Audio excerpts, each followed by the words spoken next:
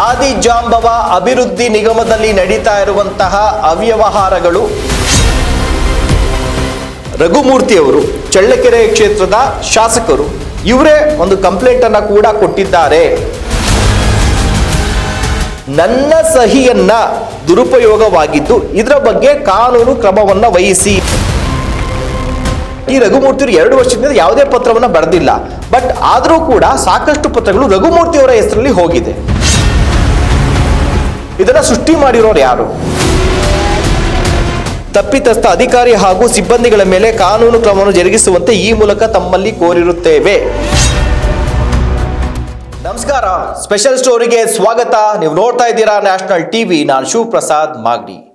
ಇವತ್ತಿನ ನಮ್ಮ ಸ್ಪೆಷಲ್ ಸ್ಟೋರಿಯಲ್ಲಿ ಆದಿಜಾಂಬವ ಅಭಿವೃದ್ಧಿ ನಿಗಮದಲ್ಲಿ ನಡೀತಾ ಇರುವಂತಹ ಅವ್ಯವಹಾರಗಳು, ಅಕ್ರಮವಾಗಿ ಫಲಾನುಭವಿಗಳು ಅಲ್ಲದವರಿಗೆ ಈ ಸಂಸ್ಥೆಯಲ್ಲಿ ಈ ನಿಗಮದಲ್ಲಿ ಇರುವಂತಹ ಅಧ್ಯಕ್ಷರು, ವ್ಯವಸ್ಥಾಪಕ ನಿರ್ದೇಶಕರು, ಇತರ ಅಧಿಕಾರಿಗಳು ಸೇರ್ಕೊಂಡು ಯಾವ ರೀತಿಯಾದಂಥ ನಕಲಿ ಫಲಾನುಭವಿಗಳನ್ನ ಸೃಷ್ಟಿ ಮಾಡಿ ಅರ್ಹ ಫಲಾನುಭವಿಗಳನ್ನ ಮೂಲೆಗೆ ತಳ್ಳಿ ಅವರಿಗೆ ಲಕ್ಷಾಂತರ ರೂಪಾಯಿ ಸಾಲಗಳನ್ನು ಕೊಡಿಸುವಂತಹ ವಿವಿಧ ಯೋಜನೆಗಳಿಗೆ ಅರ್ಹರಲ್ಲದಿದ್ರೂ ಕೂಡ ಅರ್ಹರನ್ನಾಗಿ ನಕಲಿ ದಾಖಲೆಯನ್ನು ಸೃಷ್ಟಿ ಮಾಡಿ ಯಾವ ರೀತಿಯಾಗಿ ನಿಗಮದಲ್ಲಿರುವಂಥ ಕೋಟ್ಯಾಂತರ ರೂಪಾಯಿ ಹಣವನ್ನ ದುರುಪಯೋಗ ಪಡಿಸ್ಕೊಳ್ತಾ ಇದ್ದಾರೆ, ಇದರಲ್ಲಿ ಯಾವ ರೀತಿಯಾಗಿ ಅವ್ರಿಗೆ ಹಣ ಸಂದಾಯ ಆಗ್ತಾ ಇದೆ ಅನ್ನುವಂತಹ ವಿಚಾರಕ್ಕೆ ಕುರಿತಾಗಿ ಸಾಕ್ಷ್ಯ ಸಮೇತವಾಗಿ ಇವತ್ತಿನ ಸ್ಟೋರಿಯಲ್ಲಿ ನಾವು ವಿಚಾರವನ್ನು ನಿಮ್ಮ ಮುಂದೆ ಇಡ್ತಾ ಇದ್ದೀವಿ. ಇದರ ವಿರುದ್ಧ ಧ್ವನಿ ಎತ್ತಿರುವಂಥದ್ದು ನಾವಷ್ಟೇ ಅಲ್ಲ, ಖುದ್ದು ಕಾಂಗ್ರೆಸ್ ಪಕ್ಷದ ಶಾಸಕರೇ ಧ್ವನಿಯನ್ನ ಎತ್ತಿದ್ದಾರೆ, ದೂರನ್ನ ಕೂಡ ನೀಡಿದ್ದಾರೆ. ಆ ದೂರಿನ ಪ್ರತಿಯನ್ನ ಇಟ್ಕೊಂಡೇ ನಾವು ಮಾತನಾಡ್ತಾ ಇರುವಂಥದ್ದು.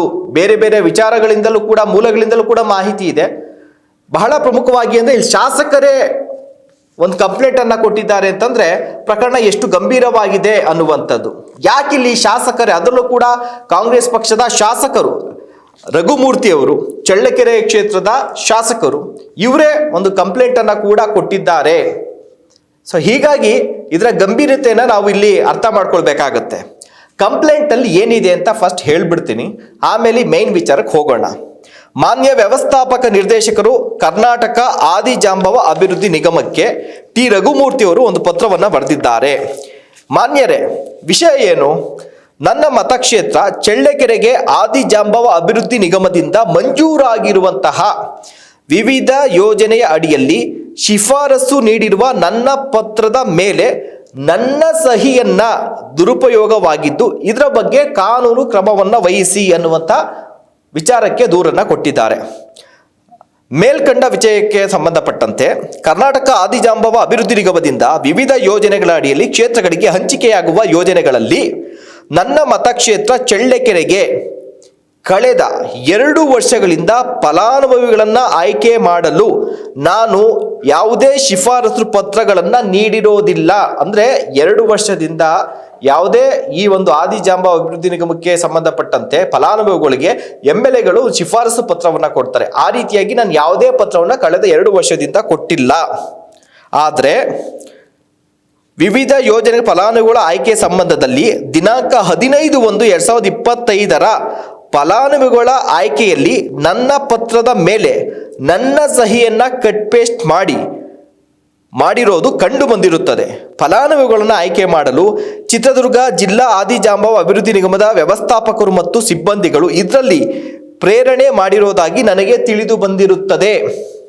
ಆದ್ದರಿಂದ ಕಳೆದ 2 ವರ್ಷಗಳಿಂದ ನನ್ನ ಕ್ಷೇತ್ರಕ್ಕೆ ಸಂಬಂಧಪಟ್ಟಂತೆ ನಿಗಮದ ವಿವಿಧ ಯೋಜನೆಗಳನ್ನು ಸದುಪಯೋಗ ಪಡಿಸಿಕೊಳ್ಳುವ ಫಲಾನುಭವಿಗಳಿಗೆ ನೀಡಿರುವ ಪತ್ರವನ್ನು ಕೂಲಂಕುಷವಾಗಿ ಪರಿಶೀಲಿಸಿ ತಪ್ಪಿತಸ್ಥ ಅಧಿಕಾರಿ ಹಾಗೂ ಸಿಬ್ಬಂದಿಗಳ ಮೇಲೆ ಕಾನೂನು ಕ್ರಮವನ್ನು ಜರುಗಿಸುವಂತೆ ಈ ಮೂಲಕ ತಮ್ಮಲ್ಲಿ ಕೋರಿರುತ್ತೇವೆ. ವಿಚಾರ ಇಷ್ಟೇ. ವಿವಿಧ ಯೋಜನೆಗಳಿಗೆ ಏನು ಆದಿಜಾಂಬವ ಅಭಿವೃದ್ಧಿ ನಿಗಮದಿಂದ ಯೋಜನೆಗಳಿಗೆ ಫಲಾನುಭವಿಗಳು ಇರ್ತಾರಲ್ಲ, ಸೊ ಅಂತಹ ಫಲಾನುಭವಿಗಳಿಗೆ ಆ ಕ್ಷೇತ್ರದ ಶಾಸಕರು ಇರ್ತಾರಲ್ಲ, ಅವರು ಶಿಫಾರಸು ಪತ್ರವನ್ನು ಕೊಡ್ತಾರೆ. ಈ ಯೋಜನೆಗೆ ನಮ್ಮ ಕ್ಷೇತ್ರದಲ್ಲಿ ಇಂಥವರು ಅರ್ಹರಿದ್ದಾರೆ, ಇಂಥವರಿಗೆ ಈ ಯೋಜನೆಯಲ್ಲಿ ಸಾಲವನ್ನು ಕೊಡಿ, ಅಥವಾ ಬೇರೆ ಏನಾದರೂ ಕೂಡ ಇಲಾಖೆಯ ಸೌಲಭ್ಯಗಳಿತ್ತು ಅಂತಂದ್ರೆ ಅದನ್ನ ಕೊಡಿ ಅಂತೇಳಿ ಶಿಫಾರಸು ಪತ್ರವನ್ನು ಬರೀತಾರೆ. ಆದರೆ ಇಲ್ಲಿ ಟಿ ರಘುಮೂರ್ತಿ 2 ವರ್ಷದಿಂದ ಯಾವುದೇ ಪತ್ರವನ್ನು ಬರೆದಿಲ್ಲ, ಬಟ್ ಆದರೂ ಕೂಡ ಸಾಕಷ್ಟು ಪತ್ರಗಳು ರಘುಮೂರ್ತಿ ಅವರ ಹೆಸರಲ್ಲಿ ಹೋಗಿದೆ ನಕಲಿ ಫಲಾನುಭವಿಗಳಿಗೆ. ಇದನ್ನ ಸೃಷ್ಟಿ ಮಾಡಿರೋರು ಯಾರು? ಜೊತೆಗೆ ಶಾಸಕರೇ ಬರ್ದಿದ್ರೆ ಆ ಇಲಾಖೆಯಲ್ಲಿರುವಂತಹ ವ್ಯವಸ್ಥಾಪಕ ನಿರ್ದೇಶಕರಾಗಿರೋ ಅಧ್ಯಕ್ಷರ ಗಮನಕ್ಕೆ ಬಂದಿರುತ್ತೆ. ಆದ್ರೆ ಆ ಇಲಾಖೆಯಲ್ಲಿ ಕೆಲವೊಂದಷ್ಟು ಪಟ್ಟಭದ್ರ ಹಿತಾಸಕ್ತಿಗಳು ತಮಗೆ ಬೇಕಾದಂಥವ್ರಿಗೆ ಆ ಯೋಜನೆಗಳ ಹಣವನ್ನ, ಯಾಕೆಂದ್ರೆ ಇಲ್ಲಿ ಒಳ್ಳೆ ಅಮೌಂಟೇ ಕೊಡ್ತಾರೆ, 1 ಲಕ್ಷ ಈ ತರ ಎಲ್ಲರೂ ಕೂಡ ಸಾಲವನ್ನ ಕೊಡ್ತಾರೆ. ಆ ರೀತಿಯಾಗಿ ಹಣವನ್ನ ಕೊಡ್ಸೋದಕ್ಕೆ, ಅದರಲ್ಲಿ ಕಮಿಷನ್ ಅನ್ನು ಪಡ್ಕೊಳ್ಳೋಕೆ ಅಂತೇಳಿ ಶಾಸಕರ ಹೆಸರನ್ನ ದುರ್ಬಳಕೆ ಮಾಡಿಕೊಂಡು ಅವರು ಸಹಿ ಮಾಡಿರುವಂತಹ ಒಂದು ಸಹಿಯನ್ನ ಕಟ್ ಪೇಸ್ಟ್ ಮಾಡಿ ಒಂದು ಶಿಫಾರಸು ಪತ್ರವನ್ನ ಕೂಡ ಬರೆದು ಸಾಕಷ್ಟು ಜನರಿಗೆ ಈ ಯೋಜನೆಗಳಿಗೆ ಫಲಾನುಭವಿಗಳನ್ನು ಮಾಡೋದಕ್ಕೆ ಅಂತೇಳಿ ಹೊರಟಿರ್ತಾರೆ. ಇದು ಶಾಸಕರ ಗಮನಕ್ಕೆ ಬಂದು 2 ವರ್ಷದಿಂದ ನಾನು ಯಾವುದು ಕೊಟ್ಟೇ ಇಲ್ವಲ್ಲ, ಹೇಗೆ ಬಂತು ಅನ್ನೋಂಥದ್ದು ಶಾಸಕರಿಗೆ ಡೌಟ್ ಕೂಡ ಬರುತ್ತೆ.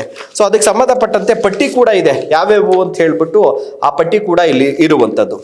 ಹೀಗೆ ಕಂಪ್ಲೇಂಟ್ ಅನ್ನ ಕೊಟ್ಟರೂ ಕೂಡ ಈ ನಿಗಮದ ಅಧ್ಯಕ್ಷರಾದಂಥ, ಮೊದಲಿಗೆ ವ್ಯವಸ್ಥಾಪಕ ನಿರ್ದೇಶಕರಾದಂಥ BT ಮಂಜುನಾಥ್ ಮತ್ತು ಅಧ್ಯಕ್ಷರಾದಂಥ GS ಮಂಜುನಾಥ್ ಯಾವುದೇ ರೀತಿಯಾದಂಥ ಕ್ರಮವನ್ನು ವಹಿಸೋದಿಲ್ಲ.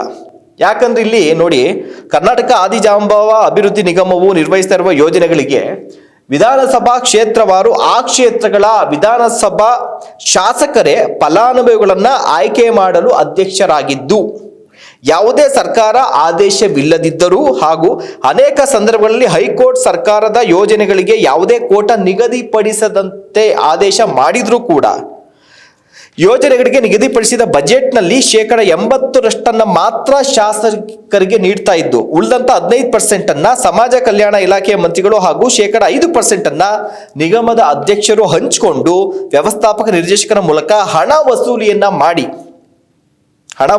ಮಾಡಿ ಅವರು ಸೂಚಿಸಿದವರಿಗೆ ಸಾಲ ಮಂಜೂರಾತಿಯನ್ನ ನೀಡಲಾಗ್ತಾ ಇದೆ. ಇಲ್ಲಿ ಒಂದು, ಇದಕ್ಕೆ ಪೂರಕವಾಗಿ ಮಧ್ಯವರ್ತಿಗಳ ಮೂಲಕ ನಕಲಿ ಫಲಾನುಭವಿಗಳನ್ನ ಸೃಷ್ಟಿಸಿ ಅವರ ಖಾತೆಗಳಿಗೆ ಹಣವನ್ನ ವರ್ಗಾವಣೆ ಮಾಡಲಾಗ್ತಾ ಇದೆ. ಇನ್ನ ನಕಲಿ ಫಲಾನುಭವಿಗಳಿಗೆ ಸಂಬಂಧಿಸಿದಂತೆ ಶಾಸಕರು ಹಾಗೂ ಇತರೆ ಗಣ್ಯ ವ್ಯಕ್ತಿಗಳ ಪತ್ರಗಳನ್ನ ನೀಡಿರುವಂತೆಯೇ ಇವರೇ ನಕಲಿ ಪತ್ರಗಳನ್ನು ಸೃಷ್ಟಿ ಮಾಡ್ತಾ ಇದ್ದು, ಇಲಾಖೆಯಲ್ಲೇ ಇರುವಂತಹ ಒಂದಷ್ಟು ಜನ ಅಧಿಕಾರಿಗಳು ಸೇರಿಕೊಂಡು ಗಣ್ಯ ವ್ಯಕ್ತಿಗಳ ಅಥವಾ MLAಗಳ ನಕಲಿ ಪತ್ರಗಳನ್ನ ಸೃಷ್ಟಿ ಮಾಡಿ ಅವ್ರಿಗೆ ಬೇಕಾದಂತವ್ರಿಗೆ ಲಕ್ಷಾಂತರ ರೂಪಾಯಿ ಹಣವನ್ನ, ಒಬ್ಬೊಬ್ಬರಿಗೆ 1 ಲಕ್ಷ ರೂಪಾಯಿವರೆಗೂ ಕೂಡ ಇಲ್ಲಿ ಸಾಲವನ್ನ ಕೊಡ್ತಾರೆ. ಸೊ ಬೇಕಾದಂತವ್ರಿಗೆ ಹಣವನ್ನ ಮಂಜೂರು ಮಾಡಿಸ್ತಾ ಇದ್ದಾರೆ. ಯಾವಾಗ ಇವ್ರ ಪತ್ರವನ್ನ ಬರೀತಾರಲ್ಲ, ಆ ಕಡಿತಗಳು ಯಾವ್ದೆಲ್ಲ ಇವರ ಹೆಸರನ್ನೆಲ್ಲ ಬಳಸ್ಕೊಂಡಿದ್ರಲ್ಲ, ಆ ಕಡಿತಗಳೆಲ್ಲವನ್ನ ಕೂಡ ನಾಶ ಮಾಡ್ತಾರೆ. ಸಂಬಂಧಪಟ್ಟಂತ ಚಿತ್ರದುರ್ಗದ ಒಂದು ಆದಿಜಾಂಬವ ಅಭಿವೃದ್ಧಿ ನಿಗಮದ ಅಧಿಕಾರಿ ಅವರ ಮೇಲೂ ಕೂಡ ಕ್ರಮವನ್ನ ಕೈಗೊಳ್ಳೋದಿಲ್ಲ. ಇಲ್ಲಿ ನಾವು ಹೇಳ್ತಾ ಇರುವಂತದ್ದು ಎಕ್ಸಾಂಪಲ್ 1.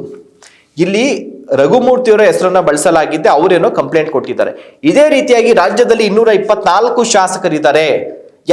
ಇದರಲ್ಲಿ ಎಷ್ಟು ಜನ ಶಾಸಕರ ಶಿಫಾರಸು ಪತ್ರಗಳನ್ನು ನಕಲಿ ಮಾಡಲಾಗಿದೆ, ಎಷ್ಟು ಜನಕ್ಕೆ ಇವರು ಹಣವನ್ನ ಮಂಜೂರು ಮಾಡೋದಕ್ಕೆ ಹೊರಟಿದ್ರು, ಎಷ್ಟು ಕೋಟಿಗಳ ಇಲ್ಲಿ ಅವ್ಯವಹಾರ ನಡೆದಿದೆ, ಇದ್ಯಾವುದೂ ಕೂಡ ಈ ನಿಗಮದ ಅಧ್ಯಕ್ಷರು ಮತ್ತೆ ನಿರ್ದೇಶಕರು ಗೊತ್ತಿಲ್ವಾ?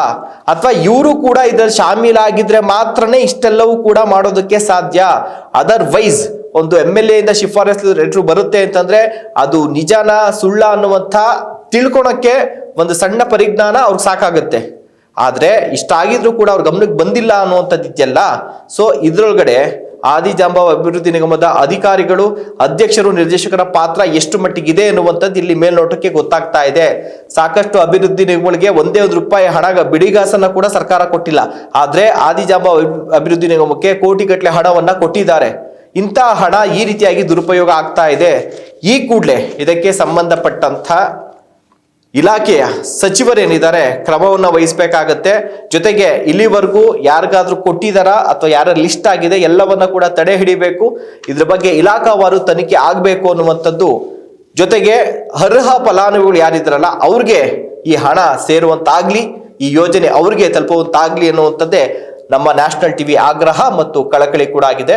ಇದಕ್ಕೆ ಸಂಬಂಧಪಟ್ಟಂತ ಇಲಾಖೆಯ ಪ್ರಧಾನ ಕಾರ್ಯದರ್ಶಿಗಳಾಗಿರ್ಬೋದು, ಯಾವ್ಯಾವ ಇಲಾಖೆಗೆ ಬರುತ್ತೆ ಸಚಿವರಿಗೆ, ಅವ್ರಿಗೂ ಕೂಡ ಒಂದು ದೂರನ್ನ ಸಲ್ಲಿಸುವಂತ ಕೆಲಸವನ್ನ ಕೂಡ ನಾವು ಮಾಡ್ತೀವಿ. ಅವರ ಗಮನಕ್ಕೂ ಕೂಡ ವಿಚಾರವನ್ನು ತರ್ತೀವಿ ಅಂತ ಹೇಳ್ತಾ ಕಾರ್ಯಕ್ರಮ ಮುಗಿಸ್ತಾ ಇದ್ದೀವಿ. ನಮಸ್ಕಾರ.